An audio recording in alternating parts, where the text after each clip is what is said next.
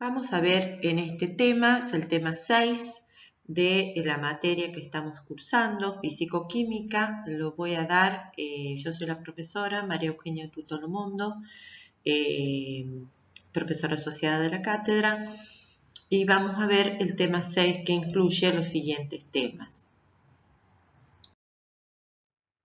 Regla de las fases, clasificación de sistemas, sistemas de un componente, algunos de estos cuales ustedes ya vieron en química general, pero acá lo vamos a ver desde un punto de vista más profundo.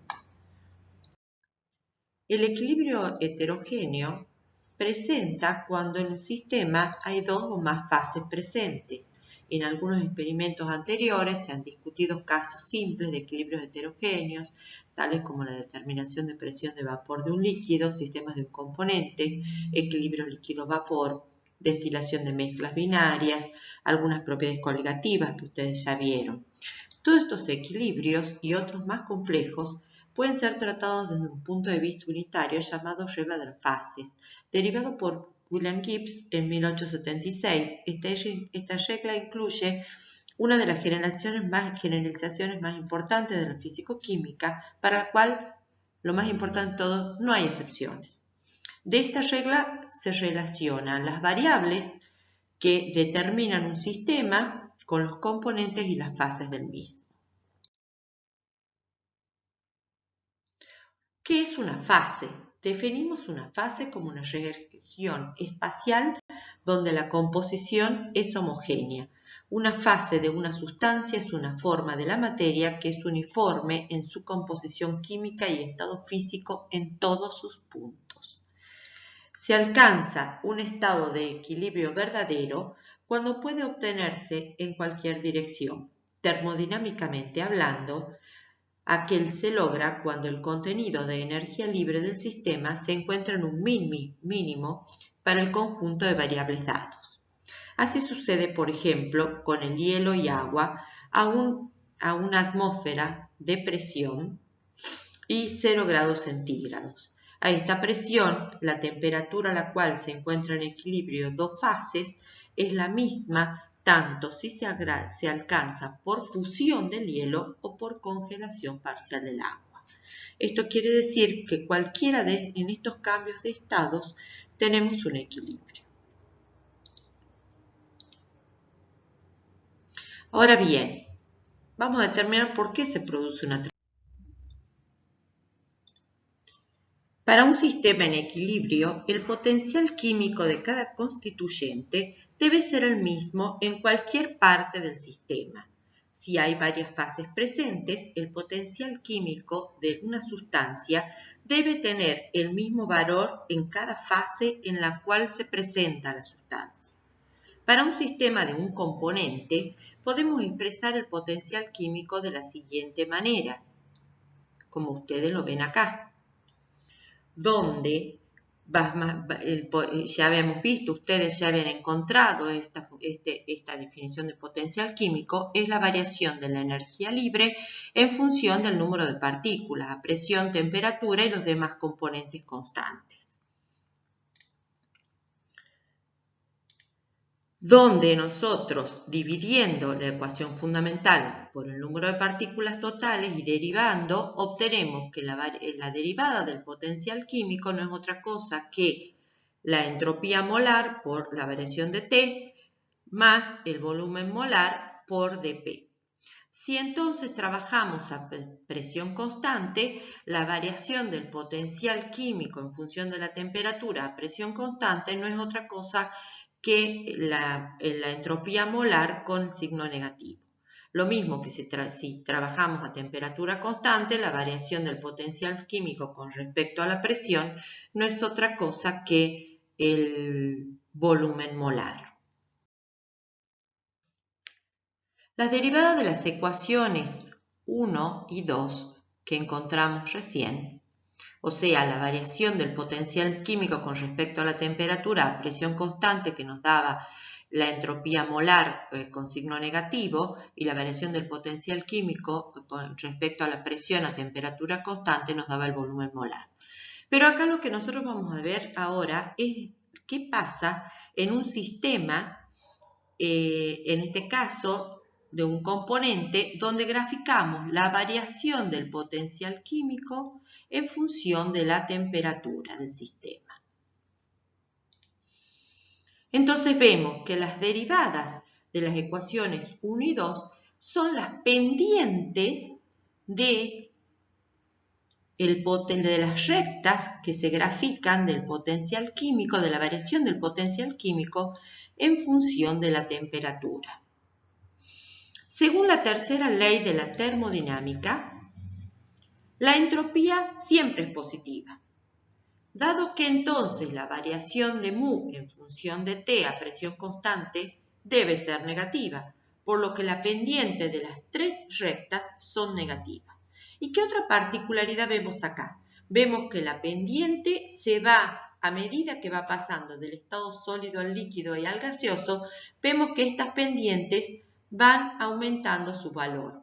Entonces, a cualquier temperatura, vemos que la entropía molar del gas es mucho mayor que la entropía molar del líquido y a su vez la del líquido es mayor que la entropía molar del sólido. Si nosotros tenemos en cuenta que los puntos de intersección, ¿sí?, es cuando se cambia de fase y en ese lugar el potencial químico es igual para las dos fases. Entonces, si vemos acá, va a ser igual el potencial químico al sólido del líquido y acá el potencial químico al potencial líquido gas. La fase con el potencial químico más bajo es la fase más estable a esa temperatura. Las temperaturas de fusión y de ebullición son las temperaturas a las cuales los potenciales químicos son iguales. En el equilibrio, el potencial químico de una sustancia es el mismo en toda la muestra, independientemente del número de fases presentes. Supongamos ahora que todos los componentes que están presentes en todas las fases y que la única fuerza externa que actúa sobre el sistema es una presión uniforme, que la superficie de separación de las fases son deformables y que se permite el paso de cualquier componente en cualquier dirección, así como conductores de calor. Con ello imponemos la condición de que cuando el sistema está en equilibrio, todas las fases tienen igual presión, temperatura y potencial químico. Para que un sistema que consta de dos fases, A y B, estén en equilibrio, se debe cumplir que las variables intensivas sean, es decir, que las dos fases han de estar a la misma presión, temperatura y poseer el mismo potencial químico, y que los potenciales químicos de todas las fases presentes son iguales. Vamos a determinar entonces qué es la regla de las fases de Gibbs. Gibbs nos plantea el siguiente cuestionamiento. ¿Cuántas variables intensivas podemos variar en un sistema sin romper el equilibrio del mismo? Es decir, veamos cómo podemos relacionar en esta regla la varianza de un sistema con los componentes y con las fases del mismo. Hasta ahora habíamos visto entonces qué eran las fases. Una fase habíamos visto que era cada una de las partes homogéneas de iguales propiedades físicas y químicas separadas del resto del sistema heterogéneo por superficies de discontinuidad bien definidas. Entonces, por ejemplo, una solución saturada de sal, podemos encontrar tres fases. La fase sólida, que va a ser la sal sin disolver. La fase líquida, que va a ser sal y agua. Y la fase gaseosa, que va a ser el vapor en equilibrio con la solución.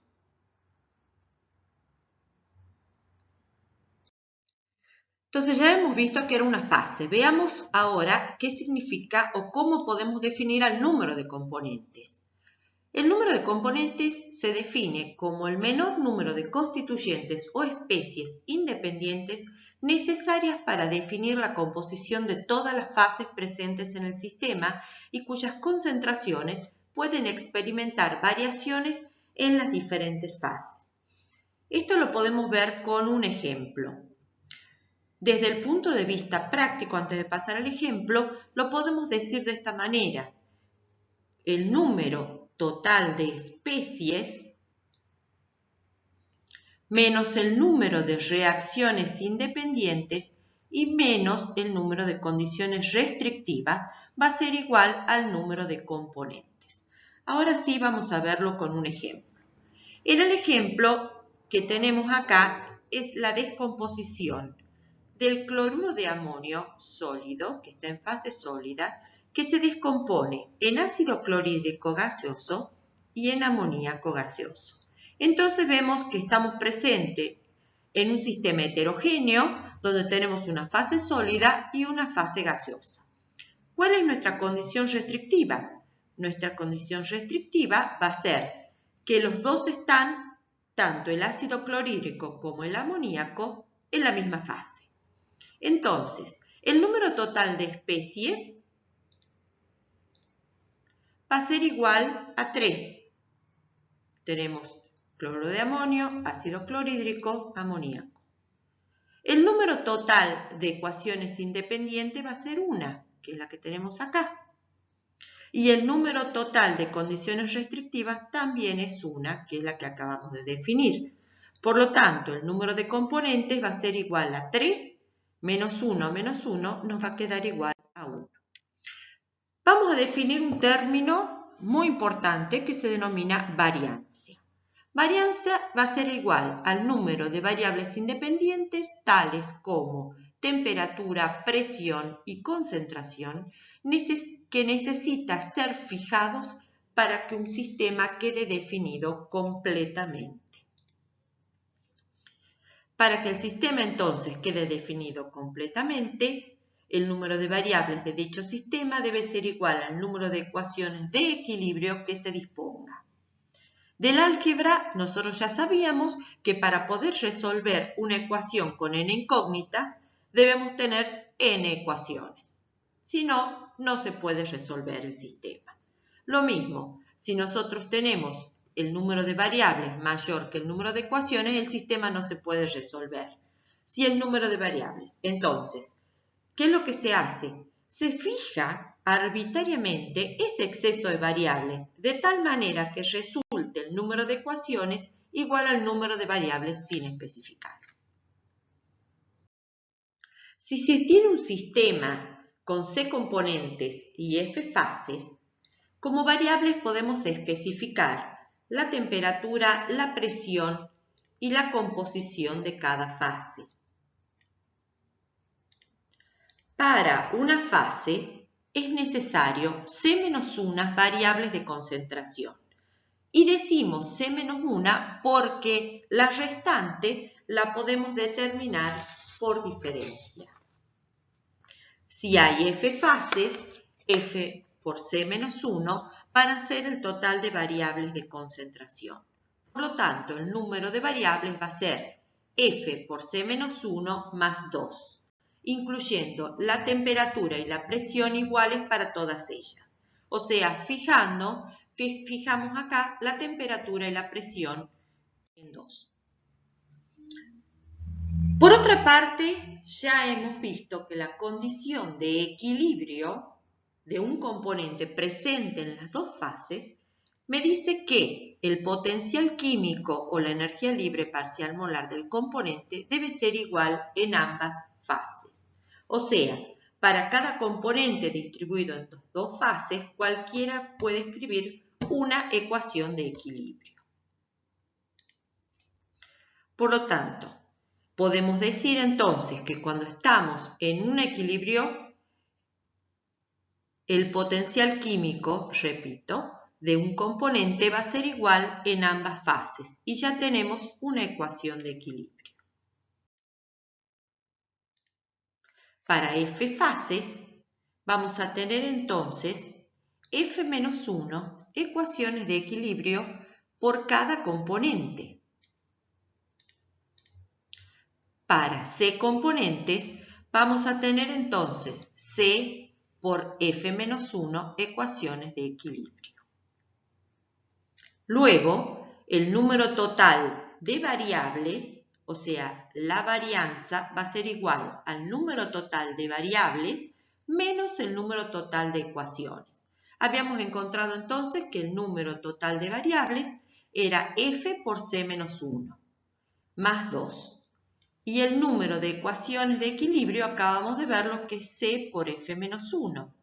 Reordenando esta ecuación, encontramos entonces la regla de la fase de Gibbs, donde la varianza, que era el número de variables independientes necesarias para especificar un sistema, definir un sistema, va a ser igual al número de componentes menos el número de fases más 2. Y esta es la regla de las fases de Gibbs. En esta ecuación de Gibbs podemos deducir que cuanto mayor sea el número de componentes, mayor será la varianza, y cuanto mayor sea el número de fases, la varianza será menor. El valor principal de la regla de Gibbs está en la comprobación de los diversos tipos de gráficas para la representación de las condiciones de equilibrio existentes en los sistemas heterogéneos. Antes de proceder a discutir algunos de los sistemas específicos y la aplicación en ellos de la regla de fases, es conveniente clasificar todos los sistemas de acuerdo con el número de componentes presentes. Entonces, vamos a ver que si vemos para un sistema de un componente, se acostumbra a estudiar el efecto de la temperatura y la presión al mismo tiempo.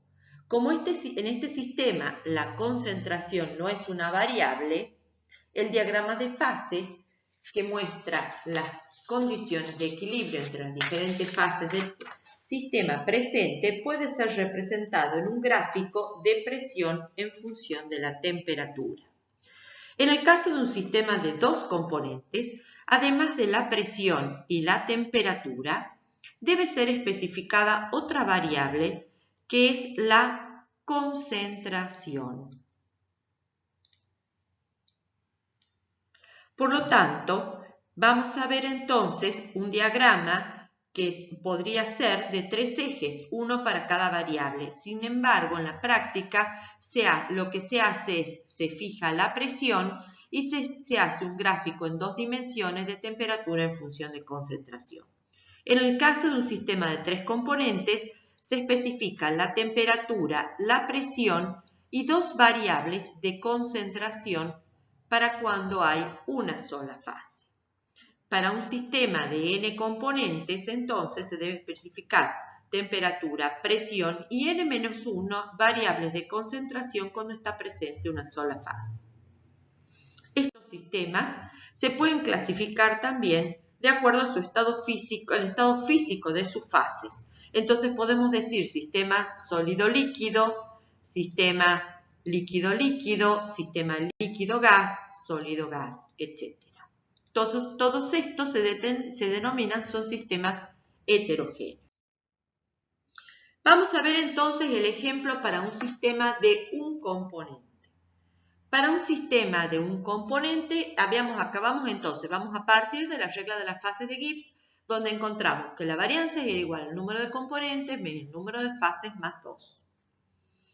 Entonces, si ahora tenemos el componente es 1, vamos a tener 1 más 2 es 3. Entonces nos va a quedar la varianza igual a 3 menos el número de fases. Donde B va a ser no es otra cosa que el número de grados de libertad del sistema. Entonces, como 1 no puede ser negativo, pueden existir en equilibrio 1, 2 o 3 fases simultáneamente cuando tenemos un solo componente. Como al menos tiene que haber una fase, no puede ser mayor de 2. Por lo tanto, se necesitan 2 variables para representar el sistema, que en este caso va a ser presión y temperatura.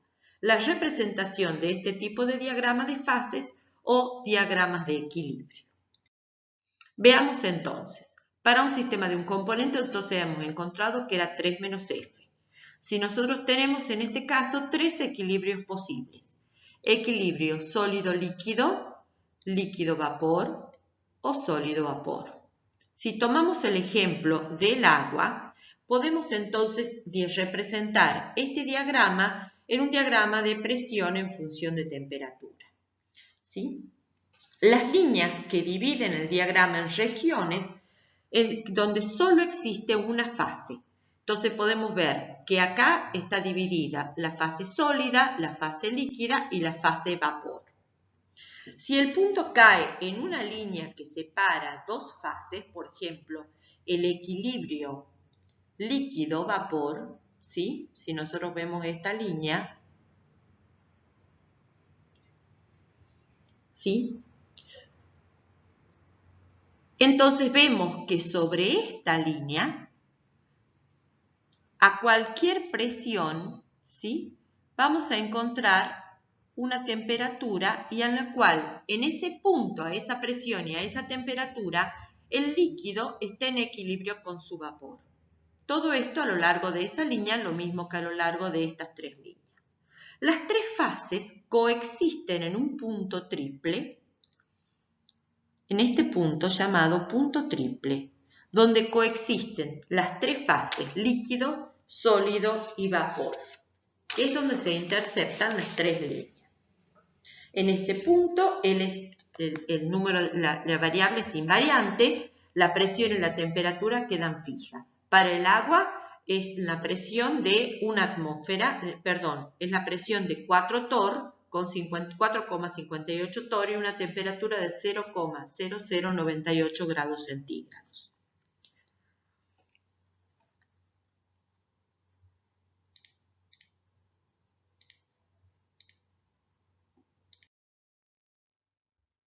Como podemos ver, el volumen del líquido, como ya hemos visto, es menor al volumen del sólido. La línea del equilibrio sólido-líquido tiene una pendiente negativa. Ya hemos encontrado entonces que la variación de P en función de T era igual a la entalpía de vaporización sobre la diferencia del volumen sólido, el líquido menos sólido, por T. La línea líquido-vapor termina en un punto final que se denomina punto crítico, por encima del cual es imposible de distinguir el líquido del vapor. Un aumento en la presión en el hielo va acompañado con una disminución en la temperatura de fusión. Si nosotros, por ejemplo, seguimos esta línea, vemos que a una presión de 0,006 tenemos acá aproximadamente el punto triple, una temperatura de 0,0098. Ahora, si elevamos la presión a una atmósfera, encontramos que la temperatura a la cual a presión de una atmósfera, la temperatura se eleva a 100 grados centígrados. Si nosotros observamos acá a altas presiones, podemos encontrar diferentes formas cristalinas del hielo a varios puntos triples, donde el hielo 1, que es el que se encuentra en este lugar, en esta región, ¿sí? Llamado hielo fase 1, ¿sí? Es el que más ordinario o el más común que de encontrarlo, ¿sí? A altas presiones encontramos hielo 2, 3, 4, etc. Es simplemente un ejemplo para ver cómo también podemos ver distintas fases en el estado sólido variando una sola de las variables, que en este caso va a ser la presión.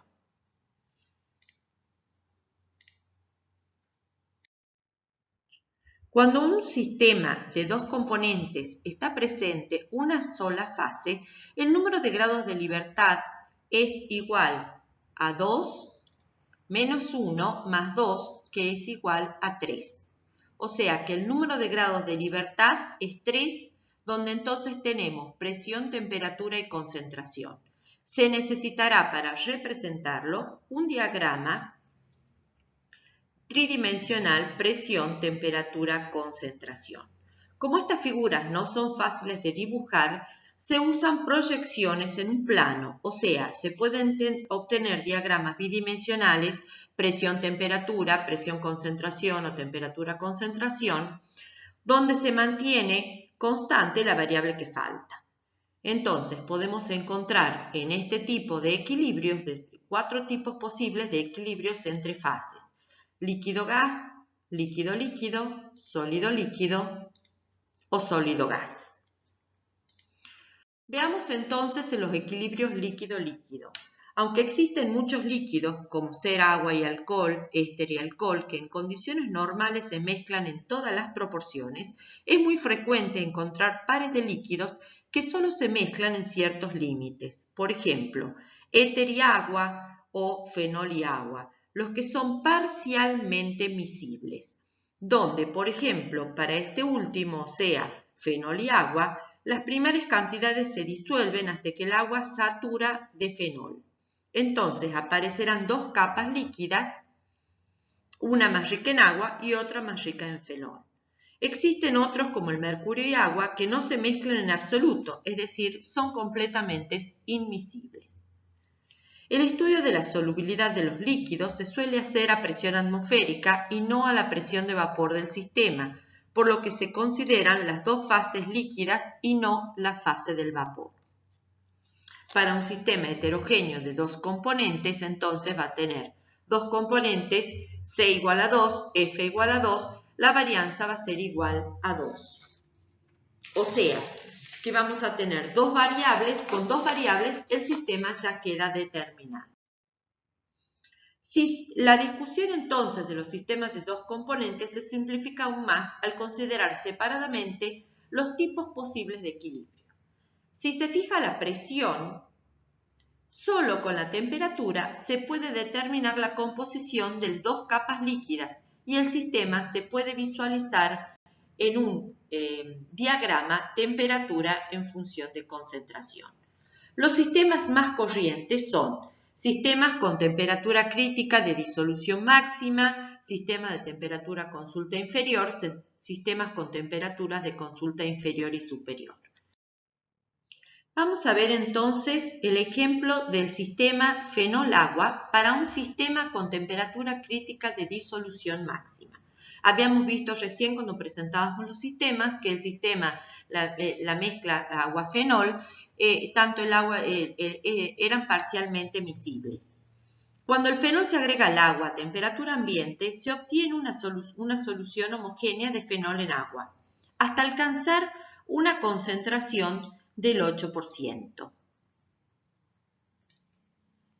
a partir de la cual una adición posterior de fenol, fíjense en que acá tenemos, antes de seguir, acá está graficado el porciento en peso, donde en los extremos tenemos un 100% de agua y en este otro extremo tenemos 100% de fenol. Esto es un porcentaje en peso de la solución. Entonces, si nosotros lo vemos desde acá, partimos de una solución de 100% en agua. Cuando agregamos hasta un 8% de fenol, vemos que entonces se produce la primera solución heterogénea a una determinada temperatura. Pongámosle que estamos a una temperatura física mínima de 10 grados. Bien, cuando aumentamos la temperatura, volvemos a obtener la formación de una sola fase. Cuando agregamos mayor cantidad de fenol, por ejemplo, un 20% de fenol, ¿sí? Volvemos a obtener una región de dos fases. Todo lo que está dentro de esta curva tenemos dos fases. Volvemos a aumentar la temperatura y encontramos de nuevo una sola fase, por ejemplo a 40 grados. Volvemos así a agregar de nuevo fenol, tenemos las dos fases, aumentamos la temperatura y tenemos una sola fase. Entonces, cada una de estas dos fases presentes en la solución, cada una de estas fases va a estar conjugada una entre ellas. En una de las fases va a aparecer mayor cantidad de agua con fenol y en la otra va a aparecer mayor cantidad de fenol que de agua. Así entonces, anotando las temperaturas de miscibilidad y las cantidades de fenol agregado sobre una cantidad conocida de agua, se obtiene la curva de solubilidad fenol-agua, que es la curva en colorado que aparece acá. La zona dentro de la curva es una región heterogénea, o sea que contiene dos fases. Y la región exterior es una región homogénea, o sea que contiene una sola fase. Al aumentar la temperatura, la solubilidad de los líquidos aumenta hasta una temperatura máxima, que es este punto colorado que está acá, la cual la llamaremos temperatura consulta superior y que va a ser la temperatura crítica máxima de la curva o sea que por encima del cual un mayor agregado de fenol siempre la solución va a ser miscible en todas sus proporciones. Esto se debe a que el mayor movimiento térmico supera, porque acuérdense que acá hemos visto que estamos ya a una temperatura de 70 grados centígrados. Y esto es porque, entonces, se debe a que el mayor movimiento térmico supera la energía potencial que tiende a mantener juntas las moléculas del mismo tipo. Entonces, si una disolución agua-fenol en el punto A, o sea, en el punto de la temperatura crítica máxima o temperatura consulta superior, se enfría hasta A, ¿sí? Permanece la mezcla homogénea hasta B, ¿sí? Donde B está acá, hasta B, o sea, hasta acá, ¿sí? Llegamos hasta interceptar la curva, ¿sí? Donde se separan las dos capas. A la temperatura C, o sea que estamos acá abajo, ¿sí? Las soluciones de las dos capas líquidas van a tener una composición L1 y L2. Estas soluciones se llaman soluciones conjugadas y la línea de unión, línea de conjunción. Estas líneas son paralelas, como ustedes verán, al eje de la concentración, esta línea que está acá. ¿Cómo determinamos la concentración de estas soluciones conjugadas?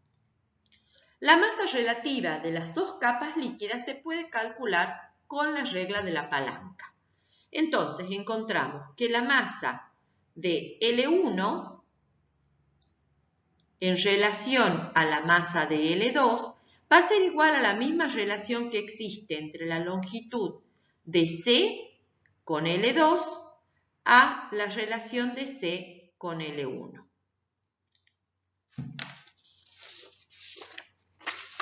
Veamos ahora entonces un sistema con temperatura consulta inferior.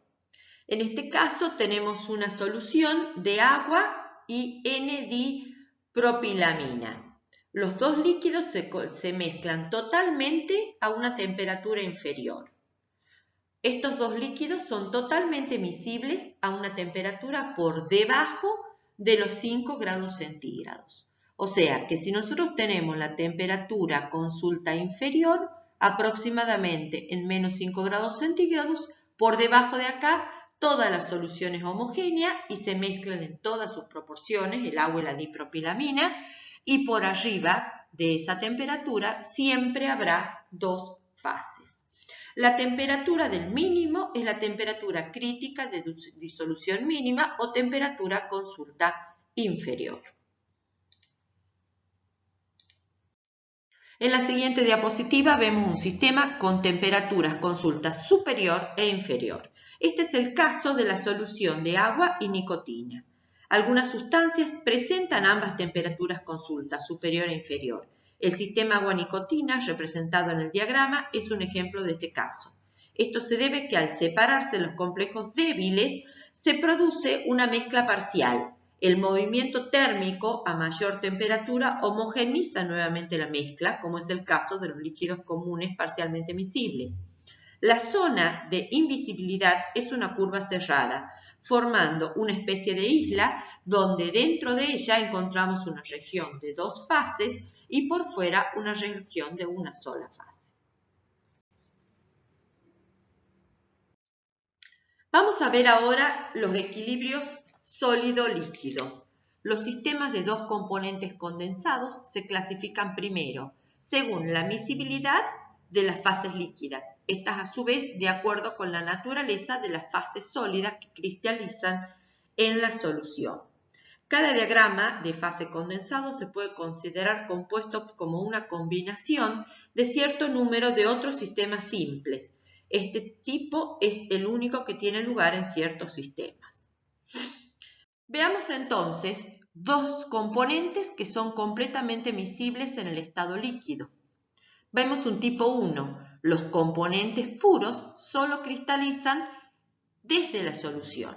O sea, vamos a tener el tipo 1, van a ser dos componentes que son completamente miscibles, o sea, en el estado líquido siempre vamos a tener una fase homogénea, pero los componentes puros solo van a cristalizar desde la solución. Y ahí ya vamos a tener una solución heterogénea sólido-líquido.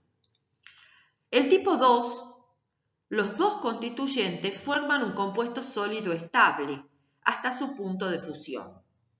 O sea, ya no vamos a tener que el componente A, por ejemplo, va a cristalizar en el sólido A, el componente B en el sólido B, entonces vamos a tener el líquido completamente imisible de A y B, pero dos sólidos puros. En cambio, en el tipo 2 vamos a tener que los constituyentes van a formar sí un compuesto sólido AB estable hasta su punto de fusión. El tipo 3, los dos componentes forman un compuesto sólido que se descompone antes de alcanzar el punto de fusión. O sea, es el mismo que el tipo 2, nada más que no tiene la estabilidad del compuesto del tipo 2. El tipo 4, los dos constituyentes son completamente miscibles en el estado sólido y por esta razón dan una serie completa de soluciones sólidas estables. El tipo 5, los dos constituyentes son parcialmente miscibles en el estado sólido y van a formar soluciones sólidas estables. El tipo 6, los dos constituyentes forman soluciones sólidas estables únicamente hasta la temperatura de transición. Eso es en el caso que los líquidos sean miscibles. En el caso B, donde los dos componentes son parcialmente miscibles en el estado líquido, vamos a encontrar solamente un tipo 1, que van a ser cuando los componentes puros cristalizan desde la solución. Y la clase C, cuando los dos componentes son inmiscibles en el estado líquido, vamos a encontrar también un tipo 1, que van a ser también cuando los componentes puros cristalizan desde la solución. Veamos entonces el equilibrio sólido-líquido, donde vamos a ver la clase A, que era cuando los dos componentes son completamente miscibles en el estado líquido. Y el tipo 1, los componentes puros, solo cristalizan desde la solución. Y este que vamos a ver va a ser un ejemplo del naftaleno y la difenilamina. Entonces, a presión constante vamos a tener que la varianza va a ser igual a C menos F más 2, como nos dice la regla de Gibbs. Si tenemos una sola fase, vamos a tener dos variables. Porque si trabajamos a presión constante, en este 2 que consideramos temperatura y presión constante, vamos a tener igual a 1. Entonces van a ser dos componentes menos una fase más 1 va a dar igual a 2. En el caso que tengamos dos fases, vamos a tener una sola variable. Y en el caso que tengamos tres fases, vamos a tener ninguna varianza.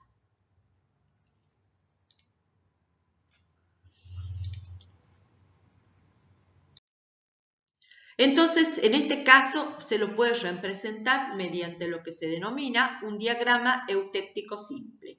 Sistemas condensados de dos componentes, A y B. Veamos en la parte inferior, donde está la concentración, veremos entonces que donde dice A, podemos considerar que tenemos un 100% de A, donde dice B, consideramos que hay un 100% de B.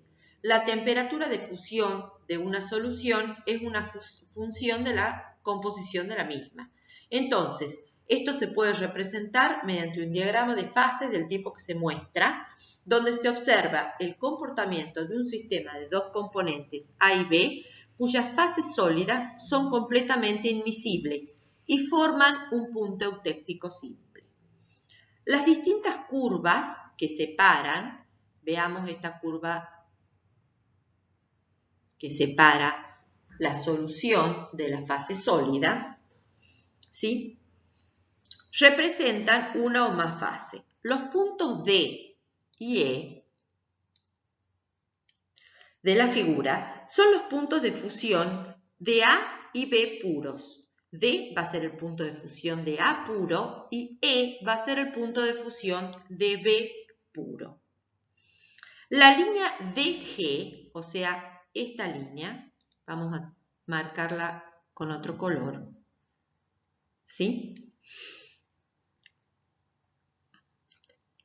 Da las concentraciones de las soluciones saturadas en A. Las temperaturas comprendidas, acuérdense que las temperaturas están graficadas en el eje de las ordenadas. Entonces, las temperaturas comprendidas entre D y F, o los puntos de congelación que dan la fase sólida A. Entonces, todas estas temperaturas que están entre D y F nos dan puntos de congelación o de fusión de la fase del componente A. Análogamente, la línea entre E y F, o sea acá, nos va a dar las temperaturas de fusión de B. G,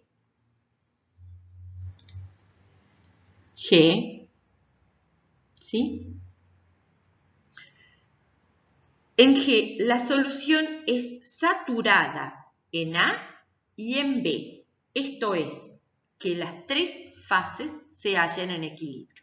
¿Qué quiere decir que la solución está saturada en A y en B?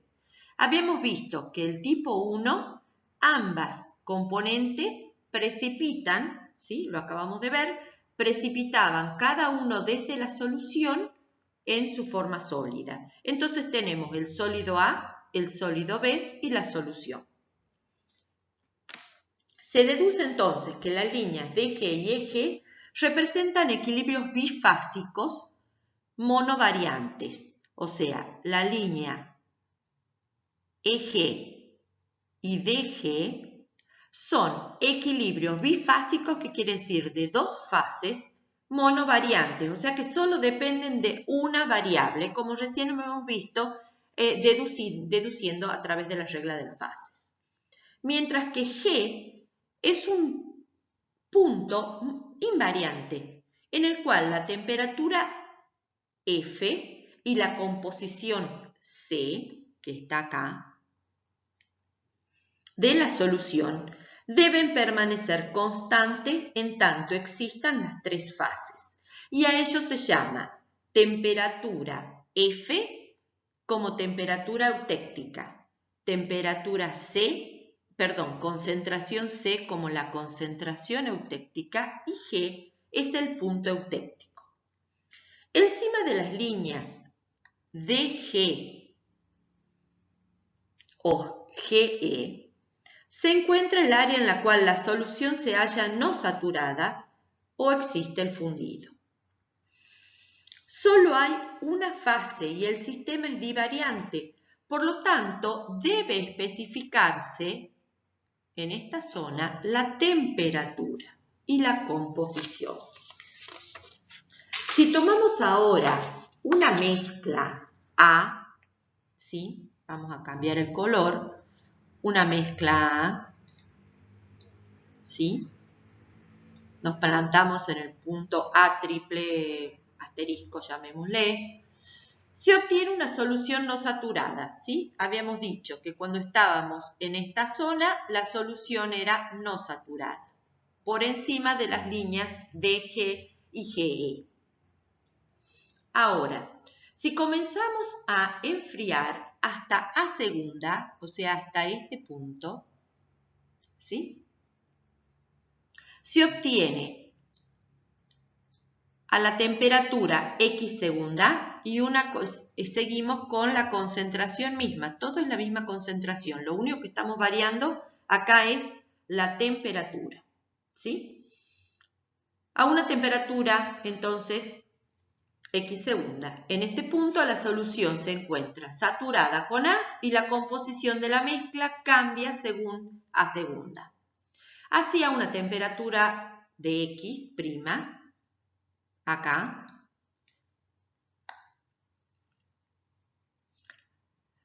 el sólido A está en equilibrio con la solución saturada de composición Y'. y así sucesivamente. En el área DFG, o sea, estamos hablando de esta área DFG, ¿sí? El sólido A está en equilibrio con diferentes composiciones de la solución dada por la curva DG. En F aparece otra fase sólida, en B, y el sistema se hace invariante, como ya hemos visto que era el punto G. Al enfriar A y B, cristalizan en una relación fija en C. Cuando termina de solidificar, solo hay una mezcla sólida AB. El sistema se vuelve monovariante y el enfriamiento sigue por debajo de F en la línea FACG,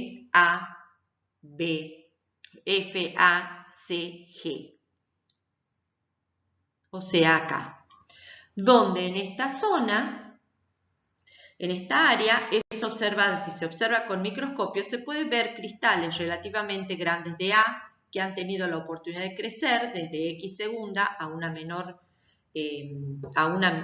temperatura menor que F, y también hay una mezcla íntima de cristales más finos de A y B que cristalizan en proporción de C definida a la temperatura F. Este diagrama es sumamente importante en la industria donde las mezclas eutécticas tienen un valor para distintas fases de procesos industriales.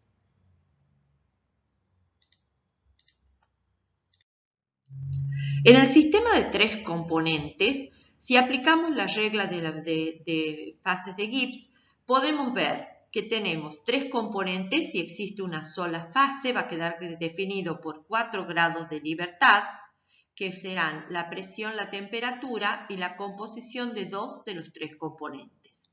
Este sistema presenta complicaciones porque como representamos un sistema con 4 variables. Entonces lo que conviene es dejar fija la presión y la temperatura, y entonces el número de variables se trabaja en un diagrama plano, que es un triángulo equilátero, en el cual podemos ver que en los vértices del triángulo se encuentra el 100% de cada componente puro, el componente A, el 100% de B y 100% de C. En los lados del triángulo equilátero, por ejemplo en este lado, van a estar representadas soluciones de 2 componentes, de A y de B, los cuales hemos dicho que son parcialmente miscibles. Entonces, si acá tengo un 100% de A, acá voy a tener un 0% de A. Si acá tengo un 100% de B, en el extremo de A voy a tener un 0% de B. ¿Cómo aumenta la cantidad de B? Donde dice de A, por ejemplo, donde dice 25, 50 y 75 son los porcientos de B. Entonces, yo en 25 voy a tener 25% de B y un 75% de A. Lo mismo se da en cualquiera de los extremos de los lados del triángulo. ¿Qué pasa ahora si estoy dentro del triángulo? Por ejemplo, en el punto D. ¿Cómo lo vamos a visualizar?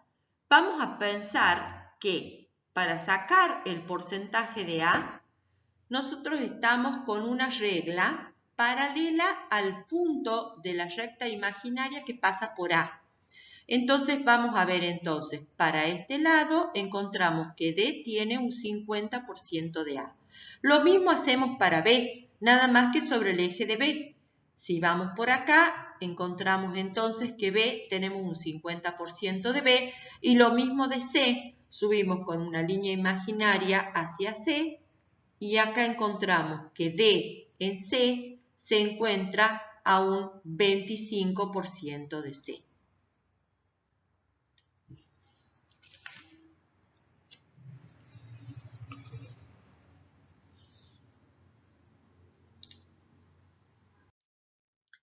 Los sistemas entonces de líquidos parcialmente miscibles vamos a clasificarlos como la formación de un par de líquidos parcialmente miscibles, formación de 2 pares de líquidos parcialmente miscibles o formación de 3 pares de líquidos parcialmente miscibles. Veamos el tipo 1, que va a ser Tipo 1, un par de líquidos parcialmente miscibles, como puede ser el caso del ácido acético, cloroformo y agua, donde el agua y el cloroformo son parcialmente miscibles, mientras que el agua y el ácido acético son completamente miscibles, ¿sí? ¿Qué pasa? Entonces, el diagrama que los representa es el diagrama que representamos en este triángulo equilátero que encuentran ustedes a su derecha.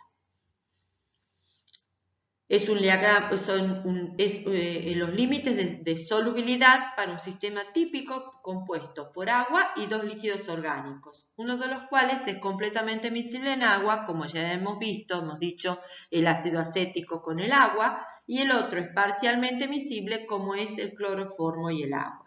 Forman un sistema homogéneo siempre que la cantidad de agua no exceda el punto de saturación indicado por la X que se presenta acá. Entonces, si estamos en un sistema de dos componentes, por ejemplo, como tenemos acá agua y cloroformo, X va a ser el punto de saturación por encima del cual vamos a encontrar una sola fase y Y un punto de saturación con respecto al cloroformo por encima del cual encontramos una sola fase. Si se agrega ahora a este sistema de dos componentes, un tercer componente como es el ácido acético, este se distribuirá entre las dos capas formadas por el sistema agua-cloroformo, formando dos soluciones ternarias conjugadas, cuyas composiciones se encuentran sobre la curva, ¿sí? Esta curva representa a todas las soluciones ternarias conjugadas que están en equilibrio una con la otra, donde el punto F es el punto por encima, el punto crítico por encima del cual solamente encontramos una fase. Por debajo de esta línea que acabo de marcar, en este lugar, encontramos un sistema heterogéneo y por arriba del mismo encontramos un sistema homogéneo. Entonces, donde si nosotros tenemos una mezcla de composición M que se encuentra acá, ¿sí? La cual esta mezcla entonces, como está dentro de la fase heterogénea, vamos a encontrar las dos soluciones conjugadas. ¿Cómo encontramos entonces las dos soluciones en la concentración de esas soluciones conjugadas? Hacemos pasar una línea de unión que no es paralela al ángulo AB del ácido acético, ya que el ácido acético, ¿por qué no es paralela a AB? Porque el ácido acético no se distribuye de igual manera en el agua y en el cloroformo. Entonces, esta línea de unión, cuando intercepta la curva de solubilidad, vamos a encontrar el punto L, que va a ser la concentración de una de las soluciones conjugadas, y el punto N, la concentración de la otra solución conjugada. Si ustedes ven ahora el diagrama como tal, y saben que en los vértices está el 100% de cada componente, se figurarán que la solución conjugada N va a ser la que va a ser más rica en agua y la solución conjugada en L va a ser la solución más pobre en agua. Entonces ya más o menos tenemos una idea de cómo son las concentraciones que queremos encontrar. Bien, ahora bien, si nosotros en general las líneas de unión ya hemos dicho entonces no son paralelas, repito, porque el ácido acético no se distribuye de igual manera en los componentes agua o cloroformo. Si nosotros vamos viendo, la línea de unión se va acortando a medida que se agrega más ácido acético hasta este punto F, que es un punto que no coincide, fíjense, con el punto más alto de la curva, pero se llama punto crítico ya que con un agregado posterior de ácido acético solamente se obtiene una fase líquida. Si se prepara una mezcla cuya composición está representada en M y se separan en dos soluciones conjugadas L y N, las cuales se las pueden en el laboratorio, cuando ustedes tengan la oportunidad de hacer el práctico de soluciones ternarias, van a hacer este práctico nada más que en el cual ustedes van a poder visualizar perfectamente la formación de estas dos soluciones conjugadas. Entonces, ¿cómo las separan? Mecánicamente mediante una ampolla, ¿sí?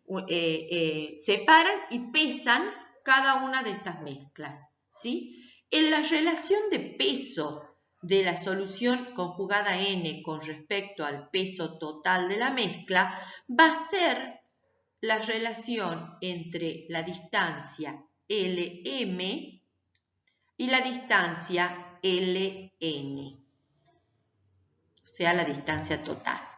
¿Cómo encontramos esta relación? Vamos a ver. La composición de las soluciones conjugadas puede determinarse encontrándose gráficamente la línea que pasa a través de M y satisfaga la ecuación anterior.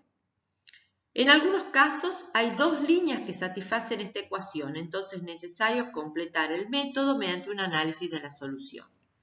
Sin embargo, esta ambigüedad puede ser evitada eligiendo un punto M fuera del centro de manera que una de las soluciones sea más o menos 2/3 de la masa total de la mezcla. Indicando el porciento de B por B minúscula,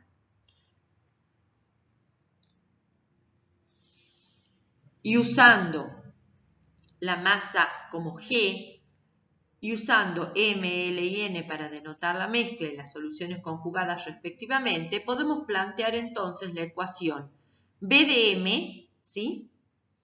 O sea, el porciento de la mezcla por la masa de M va a ser igual a B de L por G de L más B de N por G de N. Como Gm es igual a la suma de Gl más Gn, por lo tanto de acá puedo despejar Gl y reemplazar en la ecuación anterior. Entonces nos va a quedar que Bm por Gm va a ser igual a Bl por Gm menos Gn más Bn por Bn. Reordenando nos va a quedar entonces que Bm menos Bl por Gm va a ser igual a Bn menos Bl por Gn. Reordenando de nuevo, obtenemos que Bm menos Bl,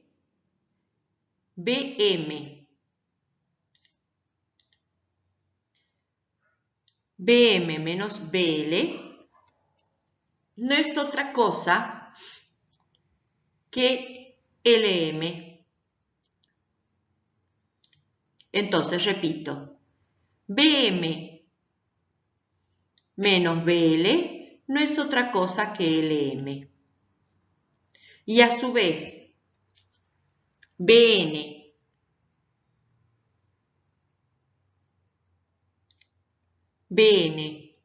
menos Bn menos Bl no es otra cosa que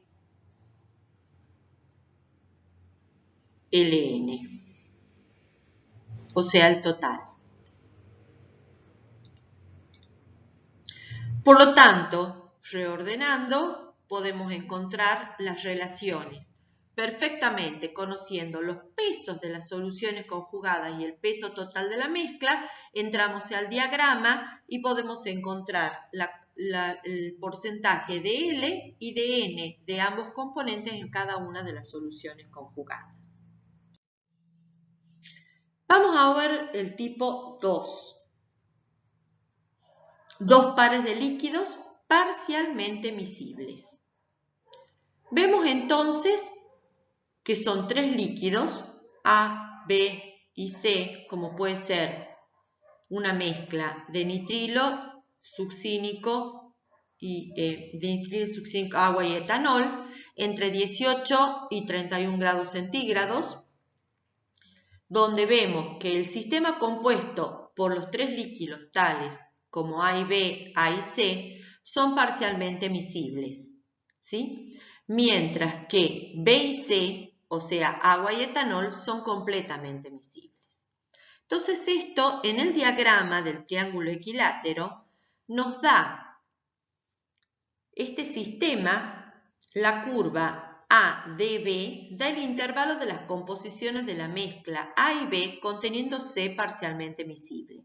O sea, nos va a dar A, B, D, ¿sí? Esta gráfica,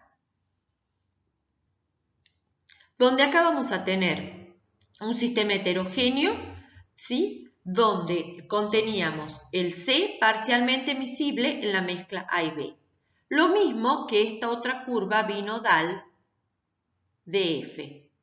Fíjense entonces que no en todas las proporciones encontramos para este sistema mezclas de heterogéneas donde vamos a tener también acá en esta mezcla sus soluciones conjugadas como hemos visto anteriormente. Fuera de estas áreas, los tres componentes son completamente miscibles. Y este comportamiento solamente se da entre las temperaturas de 18,5 y 31 grados centígrados. O sea que tampoco se da a cualquier temperatura. Veamos la mezcla de agua, fenol y anilina.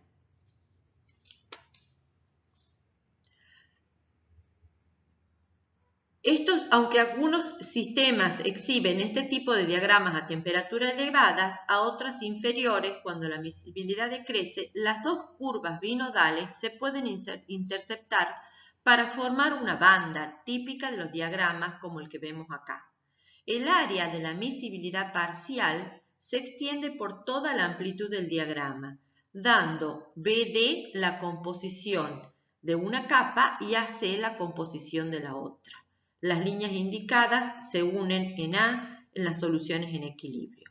El ejemplo de la formación de bandas se encuentra en el sistema como agua, fenol y anilina o agua, acetato de etilo, alcohol butílico. Veamos entonces el tipo 3, tres pares parcialmente miscibles. Entonces vemos tres líquidos A, B y C que son completamente miscibles, una mezcla de succínico, nitrilo, agua y éter.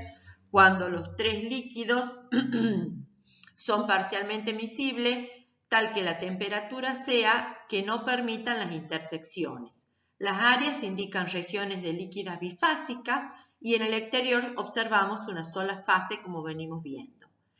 Un ejemplo de esto va a ser el que estamos presentando. ¿Qué pasa si yo